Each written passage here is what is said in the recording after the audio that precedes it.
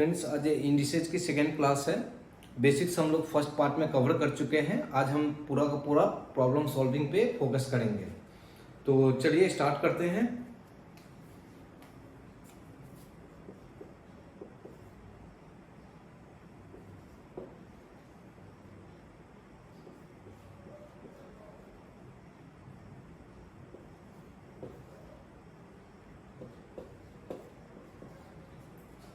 इस प्रॉब्लम में base x है, x टू द पावर -5 है, होल टू द पावर 2/3 है और इस सब का होल टू द पावर -3/10 है।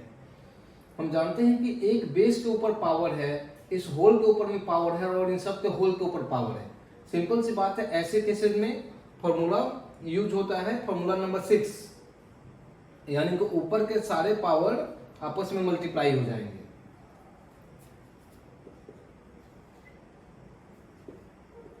-5 इंटू 2/3 इंटू -3/10। 3 से 3 कैंसिल आउट हो गया, 2 से 5 टाइम्स 5 से 5 कैंसिल आउट हो गया, यानी ऊपर में कुछ भी नहीं बचा। माइनस माइनस आपस में प्लस हो जाएगा, यानी x टू द पावर 1, यानी that's equal to x is the answer. इसमें बड़ा सिंपल सा फॉर्मूला लगा। इस सबके ऊपर में अगर बेस के ऊपर में पावर है और उन सबके ऊपर में पावर है, फिर उसके ऊपर में पावर है, तो सारे पावर आपस में मल्टीप्लाई हो जाएंगे। बस इतना ही यूज किया हमने और प्रॉब्लम सॉल्व।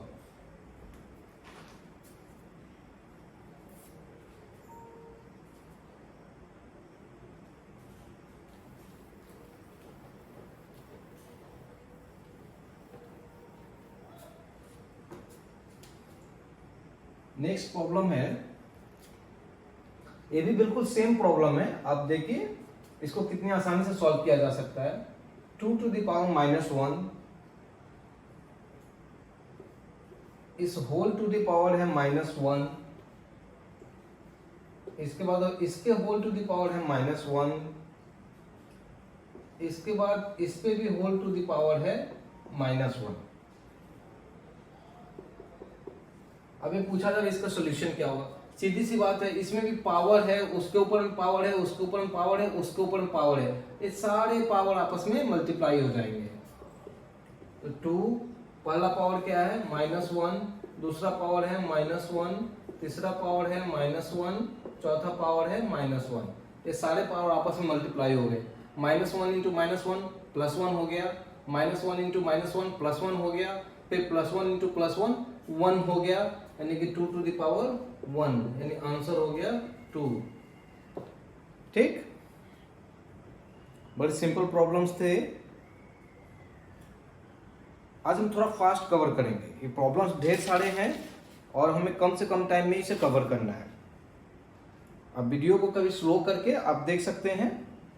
अगर कुछ ऐसा लगा कि कुछ समझ में नहीं आया तो आप रिवाइंड करके इसको देख लीजिए।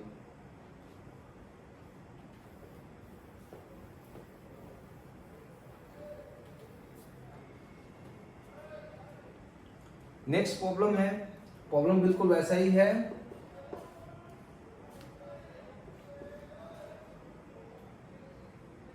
Third root of a to the power -2 into b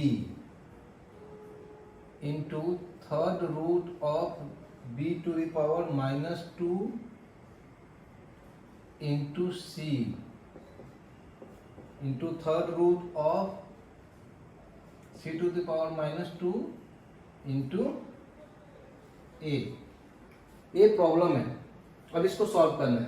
सीधी सी बात है कि सबके बेस को हम रख करके पहले पावर के इंडिसेस को सिंप्लीफाई कर लें और उसके बाद आगे बढ़ते हैं। तो यहाँ पे देखिए, इसको सिंप्लीफाई करेंगे। इसको कैसे लिख सकते हैं, यहाँ पे a टू द पावर -2 है और थर्ड रूट ऑफ दिस, यानी कि a हमारा फॉर्मूला लगेगा a वाला फॉर्मूला। देखिए यहाँ पे a टू द पावर -2 है m की जगह और n की जगह है थर्ड रूट, तो इतना इक्वल टू हो जाएगा a to the power m/n, a to the power m/n।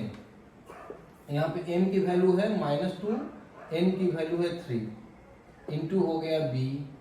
इसी तरह b को भी आप लिखेंगे -2/3 आएगा, इंटू c इंटू सी को भी आप लिखेंगे -2 टू द पावर 3 इंटू ए। ठीक,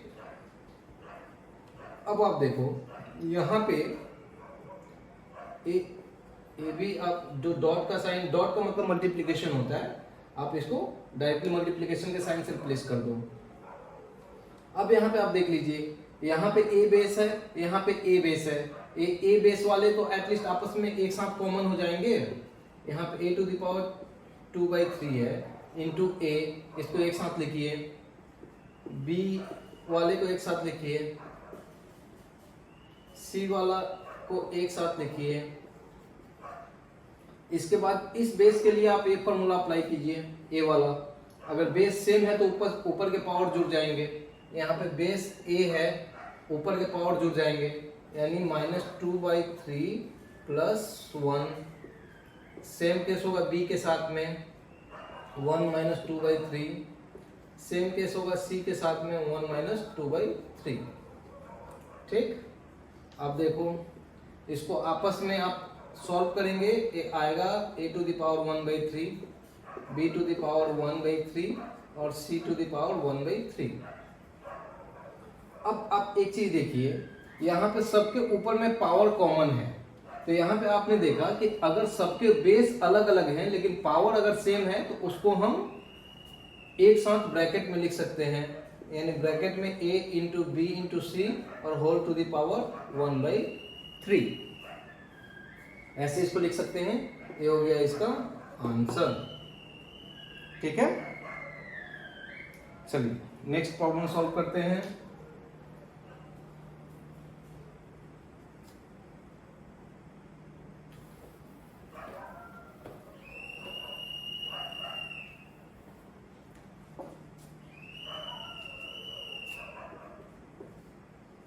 ये जो प्रॉब्लम है देखने में थोड़ा बड़ा लग रहा है लेकिन है बहुत ही आसान। 4 to the power m + 1/4 into √2 into 2 to the power m whole divided by 2 into 2 to the power -m, और इन सबके ऊपर में whole to the power 1/m। ठीक, चलिए हम होलिस्टिकली पूरा ऑल आउट एक ही बार सबको सॉल्व करेंगे। 4 को हम लोग क्या लिख सकते हैं, 2 टू द पावर 2, उसके ऊपर में हो गया m + 1/4। ठीक, इंटू ये देखिए, ये जो टोटल है इसका 2 into 2 to the power m, ये देखिए 2 into 2 to the power m, तो ये बेस सेम है, 2 के पावर में 1 पावर है, तो ये आपस में जुड़ जाएंगे, तो ये हो जाएगा m + 1, और यहाँ पे स्क्वायर रूट है तो स्क्वायर रूट का मतलब ये हो जाएगा डिवाइडेड बाई 2। इसको ऊपर वाले को सॉल्व किया, फिर नीचे में देखिए यहाँ पे 2 है, 2 to the power -m square root, तो स्क्वायर रूट का मतलब बाई में 2 आ जाएगा, 2 to the power -m by में 2, और इस होल के ऊपर में है पावर कितना 1/m। अब देखिए फिर सॉल्व करते हैं, यहाँ पे 2 के ऊपर में 2 पावर है और इस होल के ऊपर में दिस पावर है, यानी ये दोनों पावर आपस में मल्टीप्लाई हो जाएगा 2 के साथ m + 1/4, तो ये क्या आएगा 2 ऊपर में आ जाएगा 2m + 1/2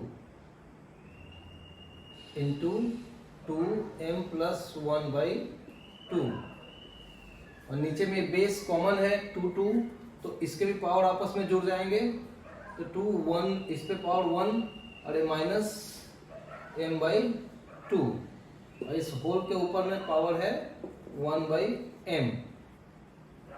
अब आप फिर देखिए यहाँ पे बेस कॉमन है 2 है, यहाँ पर भी 2 है, तो इसके ये दोनों पावर आपस में जुड़ जाएंगे।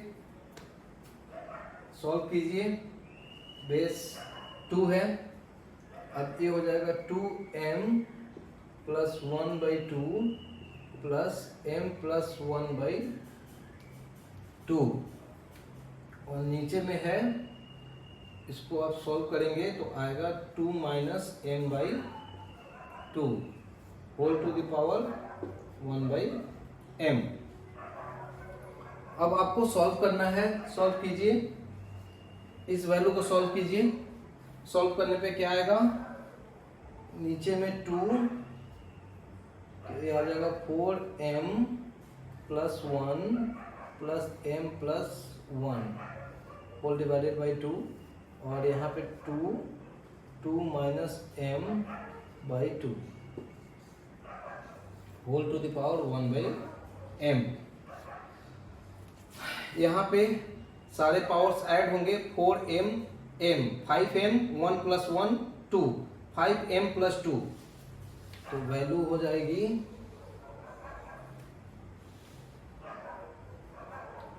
2 to the power 5m plus 2 divided by 2 whole divided by 2 to the power 2 minus m by 2, और इसके ऊपर पावर है 1 बाई m। अब देखिए यहाँ पे बेस ऊपर में भी 2 है, नीचे में भी 2 है, पावर डिफरेंट है, तो ऐसे केस में क्या होगा कि और आपस में डिवीजन है, तो एक classic case of formula number 3, यानी a to the power m divided by a to the power n, तो इक्वल टू क्या होगा, बेस कॉमन रहेगी, आपस के पावर माइनस हो जाएंगे। तो चलिए मुझे ऊपर वाला पार्ट डिलीट करना होगा।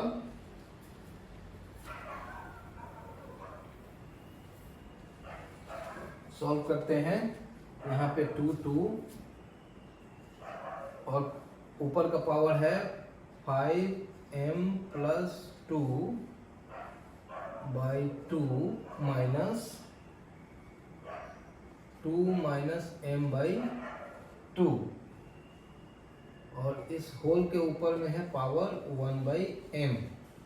अब इसको सॉल्व कीजिए, नीचे में 2 कॉमन है, 2 हो गया, 5m प्लस 2, यहाँ पे minus 2 minus minus plus m, ये वैल्यू आएगा 2 और 2 आपस में कैंसिल, 5m और m equal to 6m, 2 to the power 6m by 2, 2 से 6 कैंसिल आउट हुआ 3।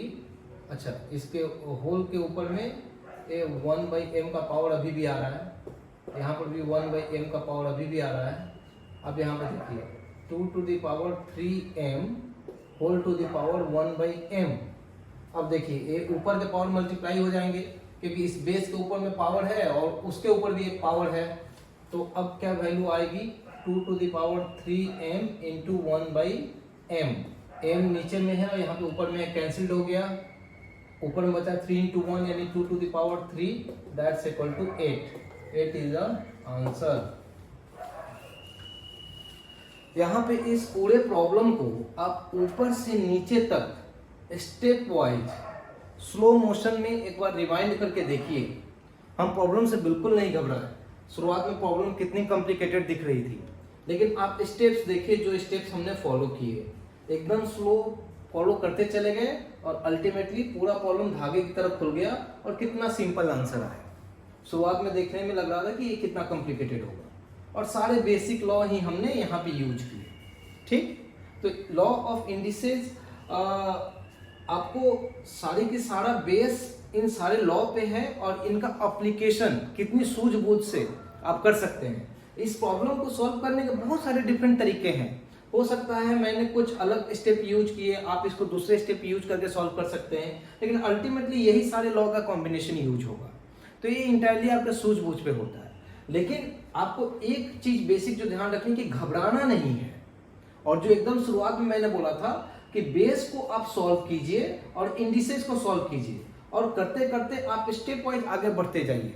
मेक श्योर कि कहीं कैलकुलेशन में, प्लस माइनस में, मल्टीप्लिकेशन में, इन सारी चीजों में गड़बड़ी ना हो। फिर आप सॉल्व करते हुए जाइए, आप देखेंगे कि आंसर आसानी से आ जाते हैं। ठीक है, चलिए नेक्स्ट प्रॉब्लम सॉल्व करते हैं।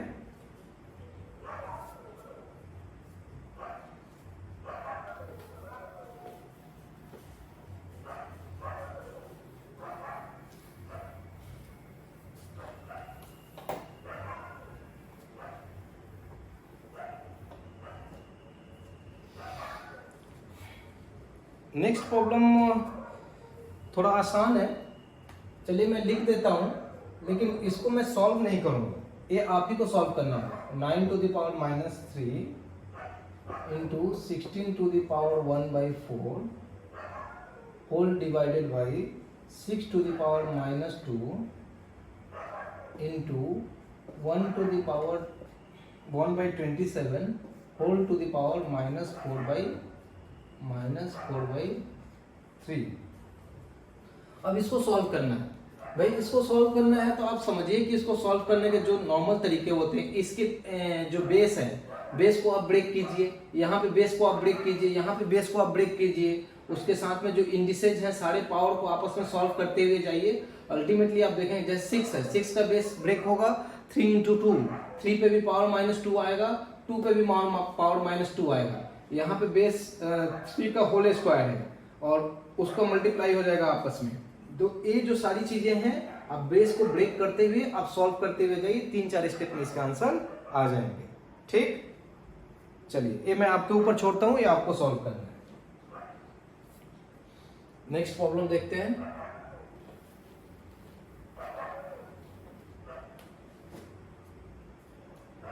ये प्रॉब्लम भी आसान है, लेकिन थोड़ा सा इसके सोचने के तरीके में थोड़ी सी चेंज है, इसलिए मैं इसको थोड़ा 1-2 स्टेप तक सॉल्व करूंगा।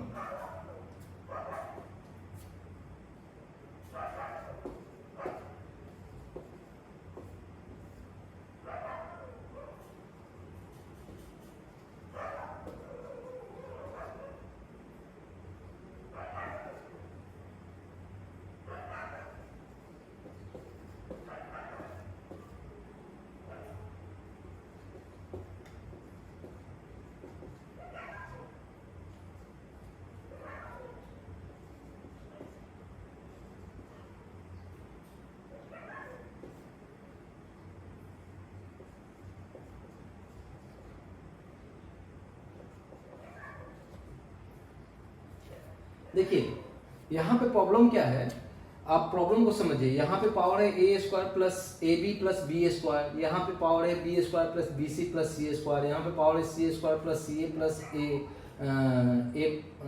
Plus A square. अब आप सोच रहे होंगे कि इसमें क्या करना है, सारे पावर को आपस में मल्टीप्लाई कर दें, इसको ब्रेक कर दें, मतलब आप जो भी तरीके से सोच रहे हो, इसके तो सोचने के तरीके बहुत ही कॉम्प्लिकेटेड भी हो सकते हैं, लेकिन मैं इसको जैसे सोच रहा हूँ कि ये प्रॉब्लम जो भी दिख रहा है, तो इंडिसेस का प्रॉब्लम देखने में कॉम्प्लिकेटेड होते हैं, लेकिन ऑब्वियसली उनमें एक छोटी सी ट्रिक होती है जो उनको झटके में सॉल्व कर देती है। तो यहाँ पे जैसे मुझे दिख रहा है कि यहाँ पे बेस कॉमन है और ऊपर में पावर ए है, नीचे में पावर बी है, तो इसको मैं सॉल्व करके लिख सकता हूँ x टू द पावर दोनों आपस में माइनस हो जाएंगे, यानी a से b माइनस हो जाएगा। इसके बाद यहाँ पे आउटर में पावर a है, यानी कि ऊपर के पावर मल्टीप्लाई हो जाएंगे, तो A square plus A B plus B square A हो गया। इस इंटायर एक्सप्रेशन को मैं ऐसे लिख सकता हूँ। फिर जो दूसरा है, दूसरे को भी मैं लिख सकता हूँ X B minus C into B square plus B C plus C square.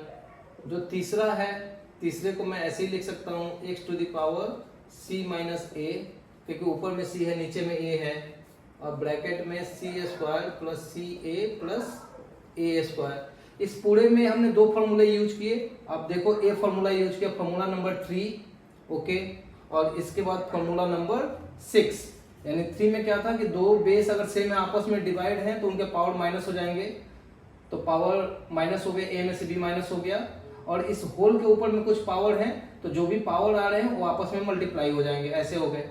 अब आप यहाँ पे क्लासिक केस देखो, ये जो है आप कुछ ध्यान से कुछ याद आ रहा है, कुछ याद आ रहा है? यहाँ पे आप देखोगे कि ए कुछ भी नहीं है बल्कि ए एक फॉर्मूले का एक्सपेंशन है, यानी A minus B into A square plus A B plus B square. A होता है A Q minus B Q, और फिर दूसरा वाला ऐसे ही हो जाएगा X to the power B Q minus C Q. तीसरा ऐसे ही हो जाएगा X to the power C Q minus A Q. ठीक, अब देखो अब क्या हो गया, फिर क्लासिक केस, बेस सेम है और सब आपस में मल्टीप्लिकेशन है तो ऊपर के सारे पावर ऐड अप हो जाएंगे, तो x बेस हो गया, पावर ऐड करने हैं भाई, A Q minus B Q plus B Q minus C Q plus C Q minus A Q. ठीक, अब देखो प्लस का sign, A Q minus B Q, अब प्लस बी के सामने भी प्लस है तो प्लस इंटू प्लस, तो प्लस बी क्यू हो जाएगा, प्लस माइनस तो ये माइनस हो जाएगा, ये बाहर में प्लस का साइन है, अंदर में सी के सामने माइनस का साइन है, तो प्लस का साइन इंटू माइनस का साइन यानी कि माइनस का साइन, और ये हो जाएगा सी क्यू। यहाँ पे बिल्कुल सेम इसी तरह से एक्सपेंशन करेंगे आप, C Q minus A Q.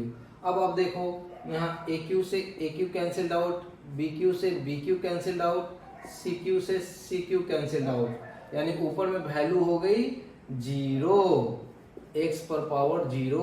और हम क्या जानते हैं, किसी भी चीज पे वैल्यू अगर 0 है तो उसका टोटल मतलब होता है 1, यानी कि इस एंटायर एक्सप्रेशन का आंसर आया 1। ठीक, थोड़ा सा ट्रिकी था, तो आप देखिए इसको कितनी आसानी से हमने सॉल्व किया।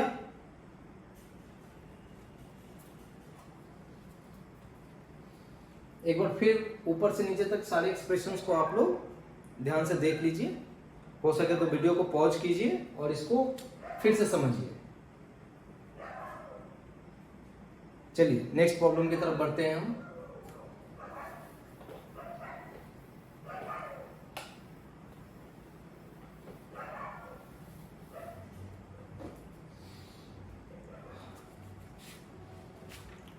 नेक्स्ट प्रॉब्लम है, let us arrange in ascending order. Arrange in ascending order. Ascending order का मतलब क्या हुआ, स्मॉलेस्ट से लेकर के बिगेस्ट, यानी कि सबसे पहले छोटा वाला वैल्यू रखेंगे फिर धीरे धीरे बड़ा वाला वैल्यू रखेंगे। ठीक, प्रॉब्लम क्या है, प्रॉब्लम है 5 to the power 1/2, 10 to the power 1/4, 6 to the power 1/3। बताइए, ये 3 नंबर्स आपको दे दिए गए। अब आपको बताना क्या है कि ये तीनों नंबर में कौन सबसे छोटा है, कौन मिडिल में आएगा और कौन सबसे बड़ा होगा। कैसा लग रहा है, थोड़ा सा कॉम्प्लिकेटेड लग रहा है। ओके, अच्छा चलिए इसको हम थोड़ा समझते हैं। अच्छा, आप मान लो कि यहां पे अगर इन सबको जो भी अगर वैल्यू यहां पे हो, ठीक, तो अगर जो भी वैल्यू इनकी है, अगर मान लो कि सब पे अगर मैं पावर सेम पावर दूं, तो जो एग्जिस्टिंग वैल्यू है उसी वैल्यू पे पावर बढ़ रही है, यानी उसी रेशियो में वैल्यू बढ़ेगी उनकी। इसका मतलब ये हुआ कि अगर 5 1/2 इसका अगर सर्टेन वैल्यू है, ठीक, तो अगर इसको मैं 2 से मल्टीप्लाई करूं, इसको भी 10 वाले वैल्यू को भी 2 से मल्टीप्लाई करूं, 6 वाले वैल्यू को भी 2 से मल्टीप्लाई करूं, तो अल्टीमेटली सब जगह पे तो मैं 2 से मल्टीप्लाई कर रहा हूं, तो यानी कि सबकी वैल्यू डबल हो रही है। तो इससे इस बात में तो कोई फर्क नहीं पड़ेगा कि कौन बड़ा है कौन छोटा है, क्योंकि सब दुगना हो रहे हैं, सब डबल हो रहे हैं। ठीक, अगर सेम वैल्यू से मैं मल्टीप्लाई करता हूं। बिल्कुल उसी तरह से अगर मैं सेम पावर उनके ऊपर में मैं डालता हूं, ठीक, सेम पावर अगर मैं उनके ऊपर में डालता हूं, तो भी कौन बड़ा है या कौन छोटा है वो उसी रेशियो में बड़ा या छोटा में उसकी वैल्यू बढ़ेगी, यानी कि कुछ अलग से एक्सेप्शनल चेंजेस नहीं आएंगे। तो अब हमको करना क्या होता है कि जैसे सीधी सी बात है कि आप एक बात बताओ, यहाँ पे a to the power m into n है, अब n इसके पावर भी मैं mnp लगा दूं तो इधर भी mnp हो जाएगा। ठीक, तो अगर mnp करके जो वैल्यू आया और इसी तरह b पर भी हम वैल्यू बढ़ा दें तो b पे पावर bnp आएगा। तो अगर anp bnp cnp CMNP, अगर ये तीन वैल्यूज आ गए हैं तो तीनों वैल्यू को हमने सामने में रखा हुआ है, अगर बेस सेम है तो इन सब का इसको ऐसे समझो, a to the power a मान लो a है, a मान लो b है, a मान लो c है, ठीक, ये तीन बेस हो गए। तो अगर तीनों को आपस में जो भी वैल्यू आनी है, अगर मान लो कि मैंने a को स्क्वायर कर दिया, b को भी स्क्वायर कर दिया, c को भी स्क्वायर कर दिया, तो अगर इन तीनों में जो भी रिलेशन होल्ड कर रहा है इसमें भी सेम रिलेशन ही होल्ड करेगा। यानी कि जो अभी भी बड़ा था a b c, ये जो बड़ा था और a square b square c square, ये भी बशर्ते कि यहाँ पे a b c जो भी है वो नेगेटिव वैल्यू ना हो, क्योंकि नेगेटिव का अगर होल स्क्वायर करते हैं तो वो पॉजिटिव हो जाता है, ठीक है। तो यहाँ पे a b c positive integer है, तो ये जो भी हम फॉर्मूले लगा रहे हैं ये पॉजिटिव इंटेजर्स के लिए है। यहाँ पे 5, 10, 6 ये सारे के सारे पॉजिटिव वैल्यू वाले हैं, तब यहाँ पे हम असेंडिंग और डिसेंडिंग ऑर्डर में सजाने वाले हैं, ठीक। तो अब ऐसे केस में a b c अगर तीन है तो उनको a square b square c square करें। अगर a रिलेशन अगर इन दोनों में आपस में है तो a square b square c square में भी सेम रिलेशन आएगा, a क्यू b क्यू और c क्यू सेम रिलेशन आएगा, a to the power n, b to the power n और c to the power n, ये भी same relation आएगा। अच्छा, यहाँ पे n की भी जो वैल्यू है ना, n इज होल नंबर, ऐसा नहीं होगा कि n फ्रैक्शन में दे दिया, ठीक है। तो यहाँ पे ये जो भी हम करने जा रहे हैं इसको सॉल्व करने के लिए जो तरीके हम अपनाएंगे, तो इसमें दो चीज हमने कॉमन रखा कि a b c positive integer हैं, यानी कि जो भी इनका जो भी वैल्यू आया, ठीक है। यहाँ पे ये जो 5, 10 और 6 ये जो है ये पॉजिटिव इंटेजर है, इसको 5 को हमने a माना, 10 को b माना है और 6 को c माना है। तो a b c और a पर पावर है 1/2, b पे पावर है 1/4 और c पे पावर है 1/3, और a अगर आपस में एक सर्टेन रिलेशन होल्ड करते हैं तो इनके ऊपर में कोई भी होल नंबर का अगर पावर सब पे अगर हम देंगे तो उनका जो इंटरपर्सनल रिलेशन है वो वैसे का वैसे ही रहेगा, कोई चेंज नहीं होगा। तो इतना हम क्यों बोल रहे हैं, इसलिए बोलना चाहते हैं क्योंकि इस चीज को अगर आप समझते हैं तो हम यहाँ पे पावर में चेंजेस करने वाले हैं, ऊपर में सबके ऊपर में एक कॉमन पावर डालेंगे ताकि ये जो एक्सप्रेशन जो कॉम्प्लिकेटेड दिख रहा है वो हमारे समझ में आने लायक हो जाए, और एक बार जब समझ में आने लायक हो जाए तब हम बता पाएंगे कि कौन बड़ा है कौन छोटा है। नहीं तो यहाँ पे तो आप समझ नहीं पा रहे हो ना, 5 पे पावर 1/2 इसकी वैल्यू क्या होती है आपको नहीं पता, 10 पे पावर 1/4 वैल्यू क्या होती है नहीं पता, 6 पे पावर 1/3 क्या वैल्यू होती है आपको पता ही नहीं है। तो अगर इसको अंडरस्टैंडेबल फॉर्म में लेकर के आना है तो उसके लिए आप जनरल बस इतना याद रखो कि ए जो भी हम फॉर्मूले लगा रहे हैं तभी होंगे जब 5, 10, 6 पॉजिटिव इंटेजर होंगे, और इन सबके ऊपर में अगर कोई कॉमन पावर में एक्स्ट्रा दूंगा तो वो भी होल नंबर होगी, ठीक है। वो कोई नेगेटिव पावर नहीं होगा, कोई फ्रैक्शन का पावर नहीं होगा, वो होल नंबर का पावर होगा, तभी हमारा जो फॉर्मूला आपस में इनका जो रिलेशन है वो जैसा है पावर के पहले और पावर के बाद उनकी दोस्ती यारी वैसी की वैसी ही बरकरार रहेगी, ठीक है। ये उनकी पर्सनल क्वालिटी के ऊपर डिपेंड करती है कि वो पर्सनली कैसे हैं। अगर पर्सनली उनके आपस की क्वालिटी अगर ऐसी है, इंटेजर टाइप की है, पॉजिटिव इंटेजर की, तभी उनके पावर चाहे कितने, और उसके ऊपर में उनके होल नंबर ऑफ पावर अगर बढ़ रहे हैं तो आपस में उनकी रिलेशनशिप वैसी रहेगी। अब देखो इसमें करना क्या है, अगर उस तरह से हम देखें तो मुझे इसके ऊपर में अगर कोई कॉमन पावर देना है ताकि ये सॉल्व हो जाए, तो सॉर्टेड हो जाए, मैं क्या चाहूंगा कि इसके ऊपर एक ऐसा पावर दे दूं कि एक कंप्लीट पावर आ जाए, ये 1/2 फ्रैक्शन में ना रहे, एक होल नंबर आ जाए। तो उससे क्या होगा कि मैं उसको सॉल्व कर लूंगा तो वैल्यू मिल जाएगी। 10 वाले केस में भी मैं ऐसे ही सोचूंगा कि यहाँ पे एक होल नंबर आ जाए, यहाँ पे 6 वाले केस में मैं वही सोचूंगा कि होल नंबर आ जाए। तो होल नंबर आ जाए और एक ही पावर सबके ऊपर में मुझे डालनी है, तो वो कौन सा पावर होगा जिसको 2 से भी डिवाइड करूं, 4 से भी डिवाइड करूं और 3 से भी डिवाइड करूं तो होल नंबर आ जाए। तो 2, 4, 3 का एलसीएम आपको लेना है। ठीक, तो 2, 4, 3 का एलसीएम अगर आप लेते हो तो ये वैल्यू आती है 12।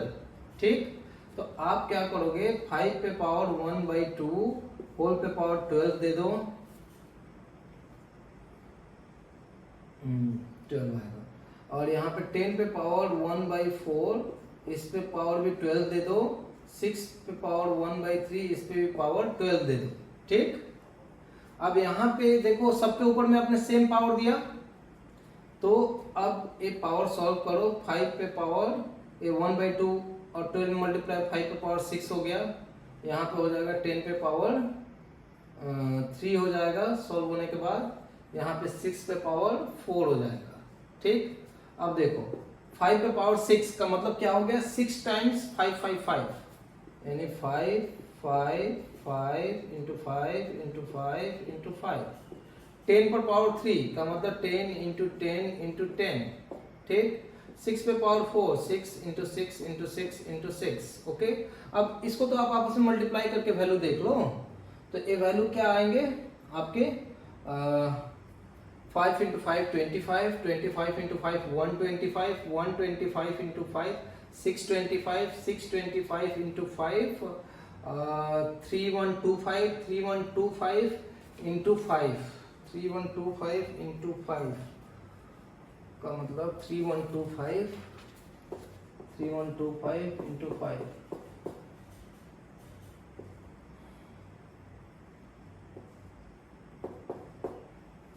ये हो गया 15625, 10 इंटू 10 इंटू 10 ये हो गया 1000, 6 इंटू 6 36 इंटू 36, 36 यानी 216 इंटू 6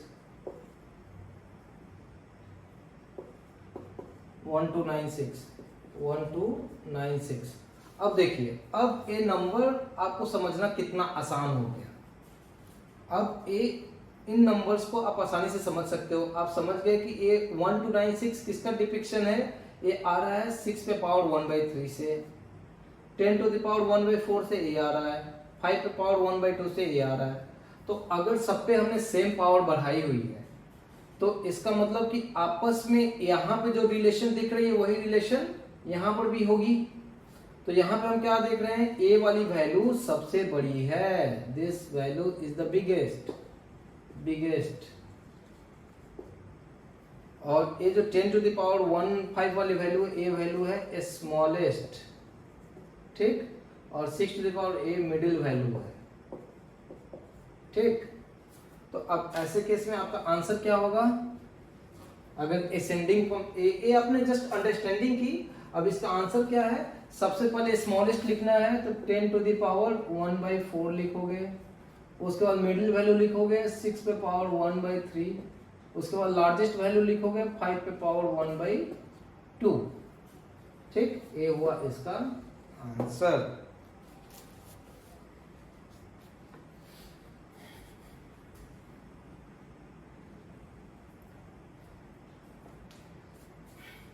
देखिए इसी तरह से नेक्स्ट प्रॉब्लम भी है, उसको हम सॉल्व नहीं करेंगे, वो आपके लिए छोड़ देंगे, लेकिन उसको नोट डाउन जरूर करेंगे यहाँ पे।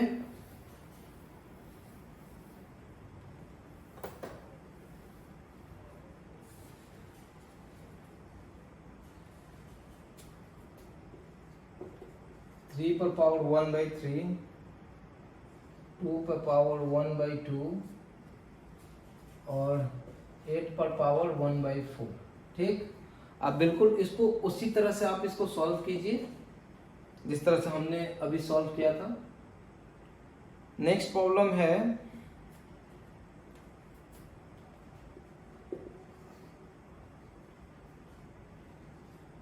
2 to power 60, 3 पर पावर 48, 4 पर पावर 36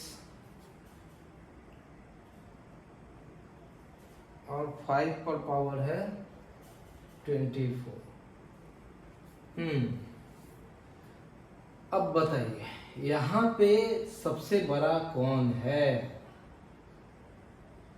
ये देखने में थोड़ा सा कॉम्प्लिकेटेड लग रहा है, सही बात है, कॉम्प्लिकेटेड है भी, क्योंकि इसमें सारे के सारे बेस 2, 3, 4, 5 सब पे पावर इतने ज़्यादा हैं कि इतने आप एक्सपेंड करके सॉल्व नहीं कर सकते। अब कैसे सॉल्व करोगे? 4 को 36 पावर है, यानी कि आप 36 टाइम्स 4 लिखोगे, फिर मल्टीप्लाई करके देखोगे कि क्या वैल्यू आता है, तब तो हो ही गया, तब तो आप करते ही रह जाओगे इसको। ओके, तो अब जब ऐसे केसेस आते हैं, तो इस केसेस में क्या चीज़ ऐसी होनी चाहिए?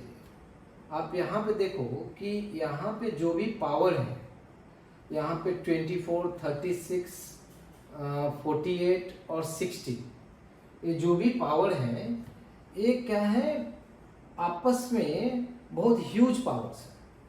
अब आप एक चीज आपने देखा कि सबके पावर, सबके ऊपर में जो हमने पावर दिए हुए हैं, अगर सबको अगर हम सेम पावर से अगर डिवाइड कर दें, यानी कि अगर ये जो नंबर है इन सबके ऊपर में होल एक पावर हम दें, ठीक, एक ऐसा पावर दें तो जो इन सारे पावर पे यूनिफॉर्मली अप्लाइड हो जाए, तो जो वैल्यू आएंगी उसको देख करके आप कुछ आसानी से समझ पाओ।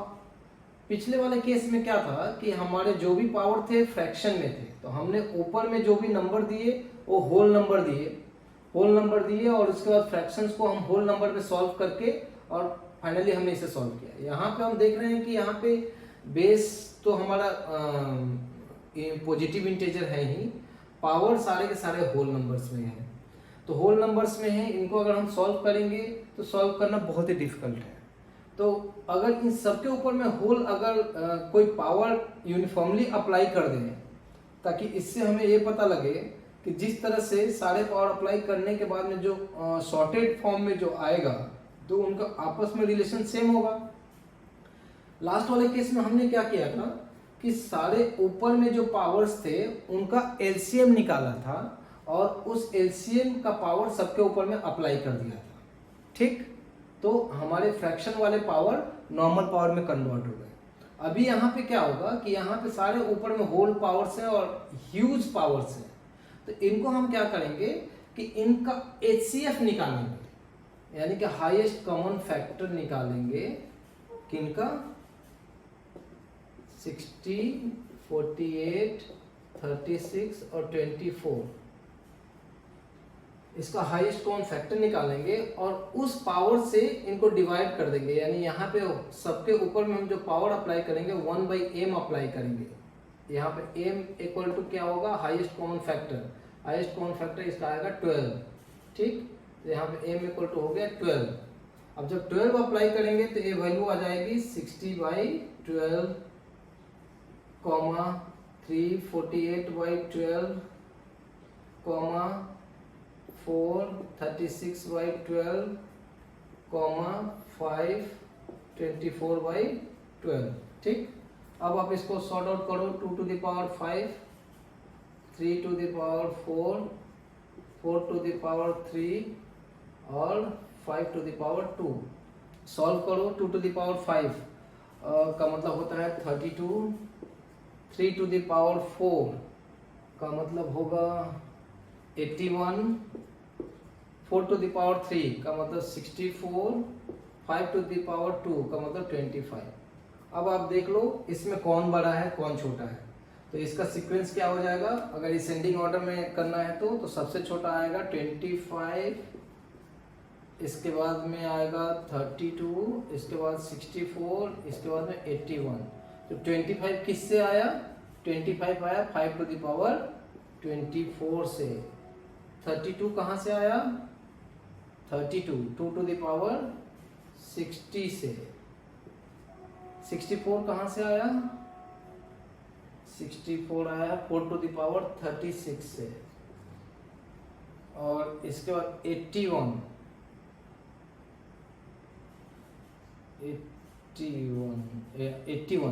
कहाँ से आया, 3 to the power 48 से।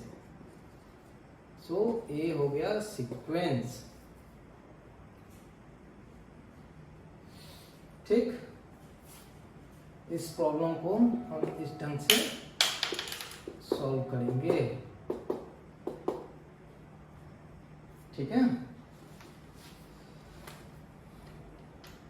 देखिए दोनों ही केस में हमने निकाला असेंडिंग ऑर्डर में। कैसे इसको हो सकता है प्रॉब्लम असेंडिंग ऑर्डर की जगह पे ये भी आ सकता है कि डिसेंडिंग ऑर्डर में इनको आप सजाइए, ये भी हो सकता है। तो खैर कोई फर्क नहीं पड़ता, हमें तो ये जानना है कि ये जो एक्चुअल वैल्यूज आते हैं तो इस वैल्यूज तक हम कैसे पहुंचे।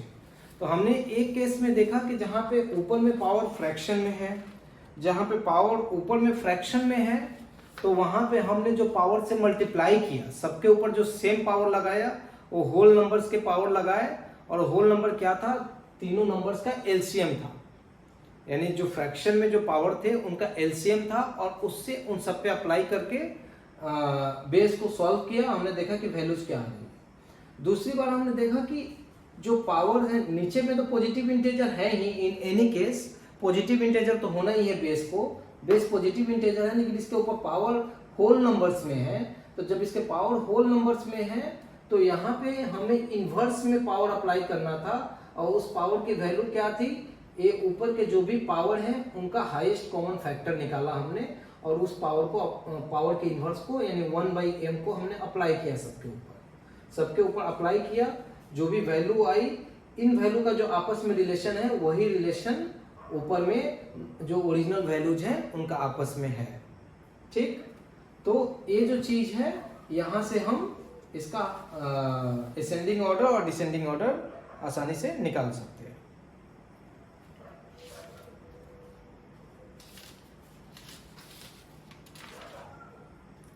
अच्छा, इसके बाद में कुछ प्रॉब्लम्स हैं, चलिए देख लेते हैं।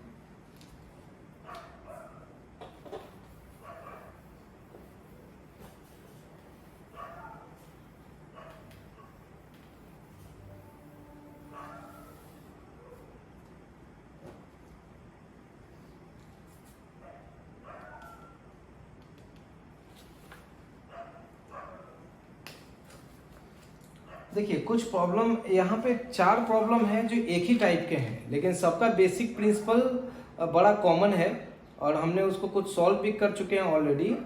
और चलिए एक प्रॉब्लम इसी में से हम लेते हैं। यहाँ पे प्रॉब्लम है, ये तो आसान है, प्रूफ करना है कि इनकी value a to the power q by a to the power r। Okay, लग रहा है इंक खत्म हो गया है।